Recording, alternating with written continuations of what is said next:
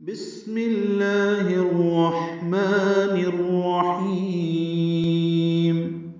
قل یا ایہا الکافرون۔ الحمدللہ، آج سورۃ الکافرون کے مختصر تجویدی قواعد اور ترجمہ پڑھ رہے ہیں۔ یہ مکی سورہ ہے اور اس میں 6 آیات ہیں۔ ترتیب نزولی کے اعتبار سے اس کا شمار نمبر 18 ہے، جبکہ ترتیب مصحف کے لحاظ سے اس کا نمبر 109 ہے۔ تو شروع کرتے ہیں اللہ کے نام سے جو نہایت مہربان ہمیشہ رحم فرمانے والا ہے۔ قل، قوف پر ہے اور لام باریک ہے اور لام ساکن ہے، اس میں اظہار کریں گے یا ظاہر کر کے پڑھیں گے۔ قوف کو ضرور پر کرنا ہے، اگر قوف پتلا کر دیا کل پڑھ دیا تو معانی تبدیل ہو جائیں گے۔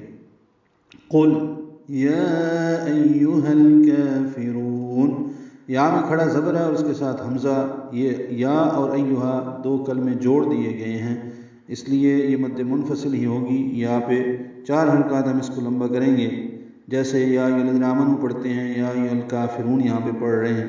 حمزہ کو یا سے ملانا ہے، یا کو جلدی پڑھنا ہے، ہا کو الکافرون کے لام سے ملانا ہے، لام ساکن پہ اظہار ہوگا۔ کاف باریک ہے، 2 حرکات لمبا کریں گے، فا کو جلدی پڑھیں گے، را پر پڑھیں گے اور را کو لمبا کریں گے، نون ساکن پہ اظہار ہوگا۔ قل سے شروع ہونے والی آیات کی تعداد 173 ہے، 173، یعنی جو آیات قل سے شروع ہوتی ہیں وہ 173 ہیں۔